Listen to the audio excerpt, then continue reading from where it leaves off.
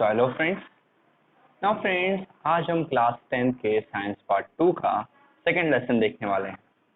जो second lesson है life processes in living organisms part 1। Now friends, इस lesson का एक पार्ट 2 भी है जो हमारा नेक्स्ट चैप्टर है, दैट इज लेसन नंबर 3। आज हम देखेंगे कि लाइफ प्रोसेसेस क्या होते हैं लिविंग ऑर्गेनिजम्स में। तो अगर आप देखें तो ये लेसन इन 4 पॉइंट्स में डिवाइडेड है। The first point is living organisms and life processes. Living organisms और उनके लाइफ प्रोसेसेस क्या होती हैं ये हम फर्स्ट पॉइंट में देखेंगे। Then in the second point we will see living organisms and energy production.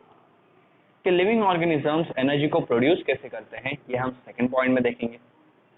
In the third point some nutrients and energy efficiency.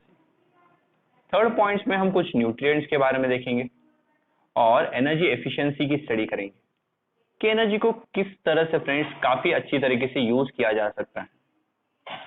And in the fourth point, that is the last point of this lesson, we will see cell division a life process. इस lesson के ending में friends हम देखने वाले हैं cell division, जो काफी important topic है जो आपको 11th में भी फ्रेंड्स स्टडी करना है। तो अभी उससे रिलेटेड अगर आपके बेसिक कंसेप्ट क्लियर हो जाए तो 11th में ये प्रोसेस को और भी डिटेल में स्टडी करने के लिए आपको कोई प्रॉब्लम नहीं आएगी। तो सेल डिवीजन वो भी एक लाइफ प्रोसेस है, वो उसकी भी स्टडी करेंगे हम। और ये आगे फ्रेंड्स आपको बायोलॉजी में बहुत ही इंपॉर्टेंट है, तो इसकी काफी अच्छे से स्टडी कीजिए। तो फ्रेंड्स इन 4 पॉइंट से ये लेसन कंपोज हुआ है। तो चलो स्टार्ट करते हैं। हमारे फर्स्ट पॉइंट से, that is living organism and life processes. But friends before that हमसे कुछ क्वेश्चंस यहाँ पे पूछे गए हैं, तो चलो वो क्वेश्चंस देखते हैं। तो कैन यू रिकॉल, क्या फ्रेंड्स आप मुझे याद करके ये बता सकते हो कि how are the food stuffs and their nutrient contents useful for body. हम जो फूड स्टफ खाते हैं और उनके अंदर जो न्यूट्रिएंट्स होते हैं, तो वो न्यूट्रिएंट्स हमारी बॉडी के लिए किस तरह से यूजफुल है। तो इस क्वेश्चन का आंसर फ्रेंड्स आपको इस लेसन की स्टडी करने के बाद अपने आप मिल जाएगा। Let's see the next question, what is the importance of balance diet for body. किसी एक बॉडी के लिए बैलेंस डाइट का क्या इंपॉर्टेंस है। फ्रेंड्स बैलेंस डाइट एक ऐसी डाइट है जिसमें आपको सारे टाइप के न्यूट्रिएंट्स एक प्रॉपर प्रोपोर्शन में, बिकॉज एवरीडे लाइफ में आपको सारे न्यूट्रिएंट्स रिक्वायर्ड हैं और हर न्यूट्रिएंट्स फ्रेंड्स आपके लिए काफी ज्यादा यूजफुल है और उनके यूजेस हम इस लेसन में वैसे सीखने ही वाले हैं। तो आपके बॉडी को एक प्रॉपर न्यूट्रिएंट्स मिले, दैट्स व्हाई फ्रेंड्स आपके लिए एक बैलेंस डाइट काफी इंपॉर्टेंट है। बिकॉज अगर आपके बॉडी में कुछ न्यूट्रिएंट्स डेफिसिट हो गए यानी कम हो गए, देन फ्रेंड्स आपको अलग अलग टाइप के डिसीजेस भी हो सकते हैं। इसलिए आपके पास एक बैलेंस डाइट होना काफी इंपॉर्टेंट है। Third question, which different functions are performed by muscles in body. हमारे जो मसल्स है वो कौन से अलग अलग फंक्शंस परफॉर्म करते हैं। तो सी फ्रेंड्स, लेग्स के जो मसल्स हैं वो हमें वॉकिंग और रनिंग में हेल्प करते हैं। हैंड्स के जो मसल्स होते हैं वो हमें किसी भी चीज को लिफ्ट करने में यानी उठाने में हेल्प करते हैं। As well as friends heart के जो मसल्स होते हैं वो हार्ट को पंप करते रहते हैं, जिसकी वजह से ब्लड पूरे बॉडी में फ्लो करते रहता है। तो ये कुछ मसल्स के अलग अलग डिफरेंट टाइप्स ऑफ फंक्शन है। The next question, what is the importance of digestive juices in digestive system. Digestive system में डाइजेस्टिव जूसेस का क्या वर्क है या क्या इंपॉर्टेंस है। तो डाइजेस्टिव सिस्टम में friends intestinal juice, bile juice, pancreatic juice, ऐसे काफी सारे जूसेस के नाम आपने स्टडी किए होंगे। एज वेल एज फ्रेंड्स आपने ये देखा होगा कि ये सारे जूसेस हमें हेल्प करते हैं कि फूड में जो प्रोटीन्स, कार्बोहाइड्रेट्स और फैट प्रेजेंट है उन्हें और भी सिंपल कंपाउंड्स या सिंपल मॉलिक्यूल्स में ब्रेक डाउन करने के लिए। This is the importance of digestive juices कि फूड में जो सारे न्यूट्रिएंट्स हैं उन्हें सिंपल कंपाउंड्स में ब्रेक डाउन करते हैं हमारे digestive juices. The fifth question, which system is in action for removal of waste materials produce in the human body. हमारे बॉडी का कौन सा सिस्टम फ्रेंड्स हमारी बॉडी से वेस्ट मटेरियल्स को रिमूव करता है यानी बाहर निकलता है। तो सिंपल सा आंसर है excretory system. Because excretory system ही हमारे बॉडी से जो अनडाइजेस्टेड फूड है और बाकी सारा वेस्ट मटेरियल बाहर निकलता है। Next question, what is the role of circulatory system in the energy production? Circulatory system यानी वो सिस्टम जो हमारे पूरे बॉडी में ब्लड को फ्लो करता है, तो सिस्टम का और एनर्जी प्रोडक्शन का क्या रिलेशन है? ये रिलेशन फ्रेंड्स आपको नीचे दिए गए पैराग्राफ में पता चल जाएगा। Next question, how are the various processes occurring in human body control in how many ways? हमारे बॉडी में जो फ्रेंड्स अलग अलग लाइफ प्रोसेसेस होती हैं, तो उन्हें हम कैसे कंट्रोल करते हैं और कितने अलग अलग वेज से उन्हें कंट्रोल किया जाता है? तो फ्रेंड्स इन सारे लाइफ प्रोसेसेस को हम हमारे ब्रेन और नर्व सिस्टम की मदद से कंट्रोल करते हैं। ओके, और हमारे अलग अलग रिक्वायरमेंट के साथ फ्रेंड्स ये सारे प्रोसेसेस एक दूसरे को हेल्प भी करती हैं। तो इसी तरह फ्रेंड्स हमने ये 7 क्वेश्चंस देख लिए हैं और इनमें से कुछ क्वेश्चंस का आंसर आपको मैंने बता दिया है और बाकी क्वेश्चंस का आंसर आपको इस लेसन की स्टडी करते वक्त मिल जाएगा। So let's start with the first point, living organisms and life processes. Various organ systems are continuously performing their functions in human body. हमारे बॉडी में बहुत सारे अलग अलग ऑर्गन सिस्टम्स हैं और वो कंटिन्यूसली अपना अपना फंक्शंस परफॉर्म करते रहते हैं। Along with the various systems like digestive, respiratory system, circulatory system, excretory system and control systems, different external and internal organs are performing their functions independently but through a complete coordination. हमारे body में बहुत सारे अलग अलग system, जिसमें से एक है digestive system, respiratory system, circulatory system, excretory system और हमारे कंट्रोल सिस्टम, जो इन सारे सिस्टम्स को कंट्रोल करते हैं। ये सारे सिस्टम फ्रेंड्स हमारे बॉडी में कंटिन्यूसली वर्क करते रहते हैं और इन्हें वर्किंग रखने के लिए बहुत सारे एक्सटर्नल और इंटरनल ऑर्गन अलग अलग फंक्शंस परफॉर्म करते हैं जो एक दूसरे पे इंडिपेंडेंट होते हैं। बट जब ये सारे ऑर्गन्स अपने अपने फंक्शंस परफॉर्म करते हैं तो इन सारे एक्सटर्नल और इंटरनल ऑर्गन्स में एक परफेक्ट कोऑर्डिनेशन होता है, जिसकी वजह से कोई भी लाइफ प्रोसेस दूसरी लाइफ प्रोसेस को डिस्टर्ब नहीं करती। This overall system is in action is more और less same way in all the organisms. ये जो सारे सिस्टम्स हमने यहाँ पे देखे, ये फ्रेंड्स अगर आप देखें तो सारे लिविंग ऑर्गेनिजम्स में हर सिस्टम इसी तरह से वर्क करता है। Those are in need of continuous source of energy for this purpose. और इन सारे सोर्सेस को फ्रेंड्स अगर कंटिन्यूसली काम करना है, वर्क करना है, तो इन सबको जरूरत है फ्रेंड्स एनर्जी की। जैसे अगर हमें वर्क करना है तो हमें लगती है एनर्जी, वैसे हमारी बॉडी के जो अलग अलग ऑर्गन्स हैं, अलग अलग ऑर्गन सिस्टम है, उन्हें भी अगर कंटिन्यू वर्किंग में रखना है तो उन्हें लगेगी energy. Carbohydrates, fats and lipids are the main sources of this energy and it is harvested by the mitochondria present in each cell. और ये जो एनर्जी है फ्रेंड्स, ये एनर्जी हमें मिलती है कार्बोहाइड्रेट्स, फैट्स और लिपिड्स से, जो हमारे फूड के न्यूट्रिएंट्स हैं। यही तीनों चीजें हमारे लिए एनर्जी के मेन सोर्स हैं। और ये जो एनर्जी है, ये एनर्जी हर सेल के माइटोकॉन्ड्रिया में हार्वेस्ट यानी बनाई जाती है। इसलिए माइटोकॉन्ड्रिया को सेल का पावर हाउस कहा जाता है, because it produces energy. It is not like that only food stuff is sufficient for energy production, but oxygen is also necessary.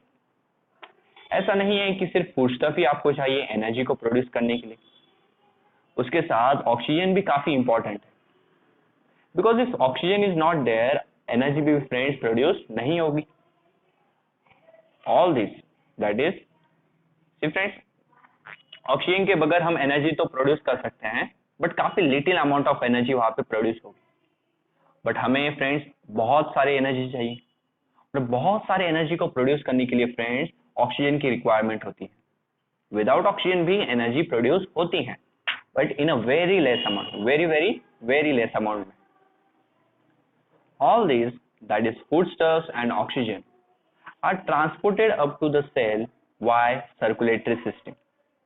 ये जो सारी चीजें हैं यानी जैसे कि फूड स्टफ और ऑक्सीजन, इन दोनों चीजों को फ्रेंड्स हमारे सेल्स तक पहुंचाया जाता है हमारे सर्कुलेटरी सिस्टम की मदद से। तो यहाँ फ्रेंड्स सर्कुलेटरी सिस्टम और एनर्जी प्रोडक्शन का रिलेशन आपको पता चलता है।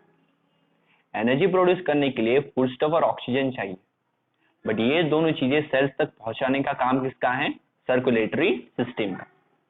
So this is the relation between circulatory system and energy production. Besides, it is coordinated by the control system of the body.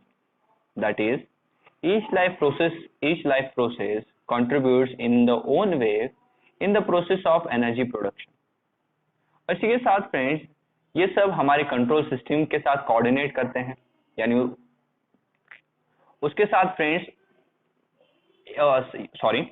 ये सारे सिस्टम फ्रेंड्स आपस में कोऑर्डिनेशन रख के एक साथ काम करते हैं। इसका मतलब एनर्जी प्रोडक्शन में हर एक लाइफ प्रोसेस किसी ना किसी तरह से अपना कंट्रीब्यूशन देती है, जिसकी वजह से हमारे बॉडी में एनर्जी प्रोड्यूस होती है। Functions of all this life processes also requires the energy. Now friends ये जो सारे लाइफ प्रोसेसेस हैं इनके फंक्शनिंग करने के लिए भी एनर्जी लगती है। और यह लाइफ प्रोसेसेस का मतलब ऐसी प्रोसेसेस जो सारे लिविंग ऑर्गेनिजम्स में कॉमन है। हर एक प्रोसेस को फ्रेंड्स हम लाइफ प्रोसेस नहीं बुला सकते। हम लाइफ प्रोसेस सिर्फ उसी प्रोसेसेस को बुला सकते हैं जो सारे लिविंग ऑर्गेनिजम्स में कॉमन है। जैसे सारे लिविंग ऑर्गेनिजम्स में डाइजेशन होता है, रेस्पिरेशन होता है, सर्कुलेशन होता है, एक्सक्रीशन होता है, सबके पास एक कंट्रोल सिस्टम होता है। तो इन सबको हम लाइफ प्रोसेसेस बुला सकते हैं बिकॉज ये सारे लिविंग ऑर्गेनिजम्स में कॉमन है। Humans and other animals consume the fruits and vegetables. Humans और बाकी जो एनिमल्स हैं वो फ्रूट और वेजिटेबल खाते हैं। Plants are autotrophs. बट वही फ्रेंड्स प्लांट्स क्या हैं? Autotrophs. They prepare their own food. Plants autotroph हैं इसलिए वो अपना खाना खुद बनाते हैं using a process known as photosynthesis. Plant अपना फूड बनाने के लिए एक प्रोसेस यूज करते हैं जिसे हम फोटोसिंथेसिस बुलाते हैं। इस प्रोसेस में सनलाइट, कार्बोहाइड्रेट और वाटर, इन तीनों चीजों को यूज करके हम फूड बनाते हैं, that is glucose. They utilize some of the food for themself, whereas remaining is stored in various parts like fruits, leaves, stem, roots, etc. now plant जितना फूड प्रोड्यूस करते हैं उसमें से थोड़ा फूड वो खुद के लिए यूज कर लेते हैं और बाकी का जो रिमेनिंग फूड है वो उनके अलग अलग पार्ट्स जैसे कि फ्रूट्स, लीफ, स्टेम, रूट्स में स्टोर हो जाता है। We consume all these various plant materials and obtain different nutrients like carbohydrates, fats, proteins, vitamins and minerals, etc. See friends, हम plants के ये सारे parts consume करते हैं। ओके हम प्लांट्स के फ्रूट्स खाते हैं, लीव्स खाते हैं, स्टेम ईट करते हैं और रूट्स भी खाते हैं फ्रेंड्स। अगर आप पोटैटो देखें फ्रेंड्स वो भी एक रूट ही है। ओके तो फ्रेंड्स ये सारी अलग अलग चीजें हम खाते हैं। Sorry not potato, potato friends एक स्टेम है, कैरेट ये सब रूट है। ओके तो फ्रेंड्स प्लांट के हम अलग अलग चीजें कंज्यूम करते हैं जिसकी वजह से हमें carbohydrate, fat, proteins, vitamin and minerals ऐसे सारे न्यूट्रिएंट्स मिलते हैं। Which food material do we consume to obtain these nutrients? हमें फ्रेंड्स कौन से फूड खाने चाहिए ताकि हमें ये सारे न्यूट्रिएंट्स मिले। तो इसमें से कार्बोहाइड्रेट किन किन से मिल सकता है ये आपको यहाँ पे दिया है। Fat, proteins, vitamin and minerals के लिए हमें क्या क्या खाना जरूरी है ये हम लेसन में आगे देखेंगे। So to obtain carbohydrates आपको मिल्क, फ्रूट्स, जैगरी यानी गुड़, ओके केन शुगर यानी friends sugar cane, vegetables, potatoes, sweet potatoes, sweet meats, okay then cereal जैसे कि व्हीट, मेज, रागी, जवार, मिलेट और राइस ये सब खाने चाहिए। We get 4 kilo cal energy per gram of carbohydrates. हमें 1 ग्राम कार्बोहाइड्रेट से 4 किलो कैलोरीज जितनी एनर्जी मिलती है। Let us study the way by which the energy is obtain. अभी फ्रेंड्स वो हम तरीका सीखेंगे जिस तरीके से हमें ये एनर्जी मिलती है। बिकॉज हमें ये तो पता चल गया कि एनर्जी मिलती है कार्बोहाइड्रेट से, बट कार्बोहाइड्रेट से ये एनर्जी हम किस तरह से प्रोड्यूस करते हैं? Many players are seen consuming some food stuff during breaks of the game. अगर आप फ्रेंड्स कभी भी कोई स्पोर्ट्स मैच या कोई भी स्पोर्ट इवेंट देखें, तो ब्रेक के टाइमिंग में फ्रेंड्स आप देखोगे कि जो प्लेयर्स हैं वो कुछ ना कुछ फूड स्टफ खाते हैं. So use your brain power. Why may be the players consuming this food stuff? ये प्लेयर फ्रेंड्स ये सारे फूड स्टफ क्यों खा रहे हैं? इसका सिंपल सा आंसर है फ्रेंड्स, एनर्जी. गेम के दौरान उन्हें काफी सारे एनर्जी रिक्वायर्ड होती है और एनर्जी मिल सकती है उन्हें फूड से. इसलिए ब्रेक के टाइम वो फूड खाते हैं ताकि उनके बॉडी में वापस से एनर्जी आ जाए और वो अपना गेम फ्रेंड्स अच्छे से खेल पाए. Can you recall what is the respiration? How does it's occur? क्या आपको याद आ रहा है कि रेस्पिरेशन क्या होता है और रेस्पिरेशन की प्रोसेस कैसे होती है? सो डोंट वरी फ्रेंड्स, अगर याद नहीं भी आ रहा है तो, बिकॉज हमारे नेक्स्ट वीडियो में हम ये सीखने ही वाले हैं. बिकॉज नेक्स्ट वीडियो में हम देखेंगे हमारा second point, that is living organism and energy production. And in that point हम देखेंगे कि रेस्पिरेशन क्या होता है और वो कैसे ऑकर होता है. Now in the first point we saw that कि हमारे बॉडी में बहुत सारे लाइफ प्रोसेसेस हैं. लाइफ प्रोसेसेस यानी ऐसे प्रोसेसेस जो सारे लिविंग ऑर्गेनिज्म में कॉमन होते हैं. फिर ये सारे लाइफ प्रोसेसेस एक दूसरे के साथ एकदम प्रॉपर कोऑर्डिनेशन में वर्क करते हैं बिना एक दूसरे को डिस्टर्ब किए. इन्हें कंटिन्यू वर्किंग में रखने के लिए इन सबको लगती है एनर्जी. जो एनर्जी हमें कार्बोहाइड्रेट्स, फैट्स और लिपिड से मिलती है. बट इन सबसे एनर्जी प्रोड्यूस करने का जो काम है वो करता है mitochondria. Okay, but as well as हमने ये भी देखा कि फूड स्टफ के साथ ऑक्सीजन भी उतना ही इंपॉर्टेंट है एनर्जी को प्रोड्यूस करने के लिए. सो फूड स्टफ और ऑक्सीजन को सेल तक लेके जाने का काम सर्कुलेटरी सिस्टम करता है और यहाँ हमें सर्कुलेटरी सिस्टम और एनर्जी प्रोडक्शन के बीच का रिलेशन पता चला. फिर हमने देखा कि हमें फूड कहाँ से मिलता है, तो प्लांट से मिलता है. बिकॉज प्लांट ऑटोट्रॉप्स हैं, वो अपना फूड खुद बनाते हैं. उसमें से थोड़ा फूड वो अपने लिए रखते हैं और बाकी का फ्रूट, लीफ, स्टेम, रूट्स ऐसे अलग अलग पार्ट्स में स्टोर करके रखते हैं. और फिर इन सारे पार्ट्स को हम ईट करते हैं जिससे हमें अलग अलग टाइप के न्यूट्रिएंट्स मिलते हैं. इसमें से जो कार्बोहाइड्रेट्स हैं वो किन किन चीजों से मिलता है ये हमने देखा. और जस्ट 1 ग्राम कार्बोहाइड्रेट हमें 4 किलो कैलोरी एनर्जी देता है. ये हमने स्टडी किया. ये वैल्यू को याद कर लीजिए फ्रेंड्स. नाउ कार्बोहाइड्रेट से ये एनर्जी हम कैसे बाहर निकालते हैं ये अभी हम देखने वाले हैं, but in the next video. So thank you.